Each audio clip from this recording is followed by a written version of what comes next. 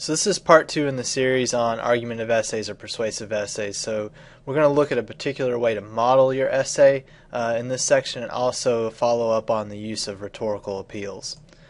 This comes from the business world, but one of the things that you can think about whenever you organize the essay is to try to use what's called the AIDA model. It's a 4-step process for convincing your audience of your argument. So the first step is to somehow grab the audience's attention, and this should occur in the introduction. One of the best ways to do this is to start with some type of quick story or anecdote.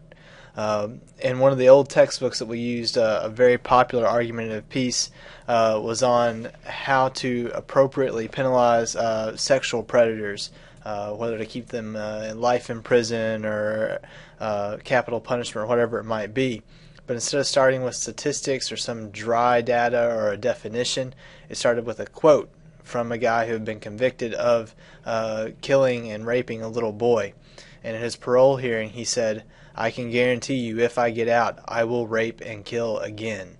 Very, very troubling statement, but it was reported in a newspaper, so it was factual information. And the writer used that to open up their essay, and it was a very shocking thing, but it also got you interested in what the essay was going to be about, and it gave you some sense of the gravity of the argument. So then the second part is that you want to build your audience's interest in your topic through explaining your ideas and using rhetorical appeals. So let's before we go on to step 3, let's follow up a little bit on types of rhetorical appeals.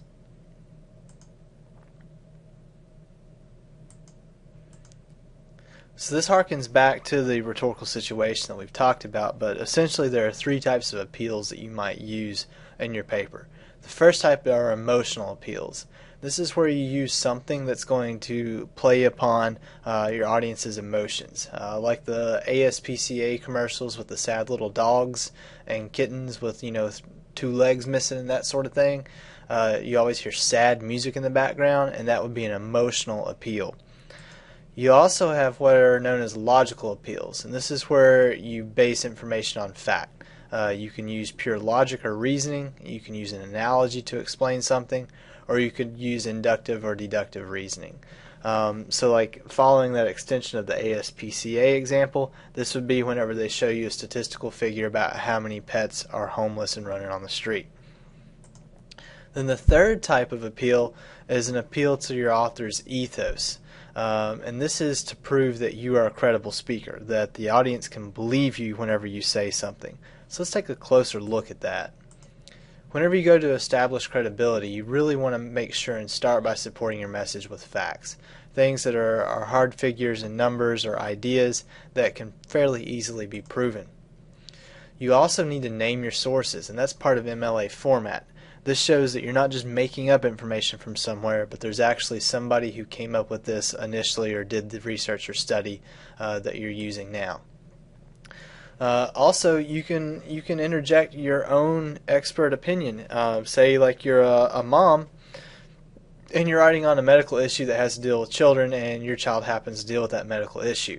It's fine to relate that experience because certainly you become an expert on things like that. But you would also want to also bring in outside experts, so doctors' opinions, medical studies, and that goes back to supporting the message with facts. Another thing you can do is find some way in which you and your audience agree upon something. So maybe you disagree on how sex ed should be administered in school systems, but you might start with saying, well, we both agree that kids are having sex too young. So something needs to be done. So that's a starting point. We both agree on that.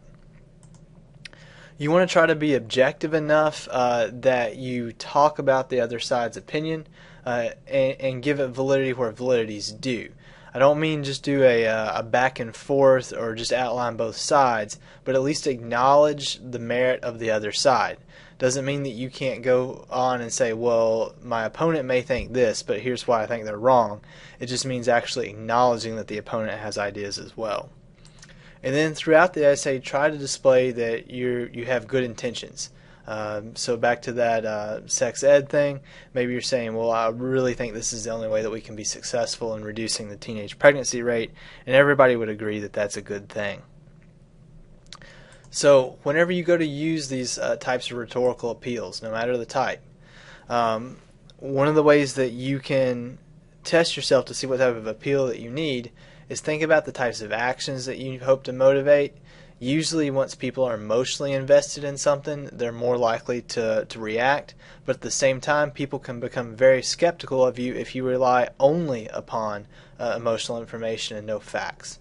So think about what your audience might expect. Think about their level of education, what they can be expected to know. Think about how likely they are in the first place to agree with you, and then whether or not you have any built-in authority to sell your point of view. When we think about like the great writers and speakers of our time, they didn't need to cite a lot of facts because they had enough credibility built into themselves that they could just say something and people will accept it. But since we are all student writers, we don't really have that built-in credibility, and that's why you use MLA format and you have to use outside sources. So let's go back to our model. We got through step 1, which was an attention getter. Then we got through step 2, which is building your audience interest through using rhetorical appeals. And usually here's where you start telling a story, giving definitions, maybe a couple of facts and figures. Then step 3 is you want to foster desire in the audience. This is where you address the opposition and somehow or another strike it down.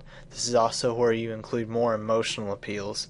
And then finally, at the end of the essay is whenever you want to call the reader to actually take action on something, whether it be going out to vote a certain way or being a part of a solution, or if it's just something that's more of a change in attitude or belief that the reader might have.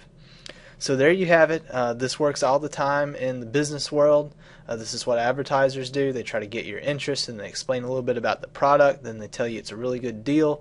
And then they say you got to buy it before tomorrow or the sale is going to be gone. You can do the same sort of thing with a persuasive essay and it works wonderfully.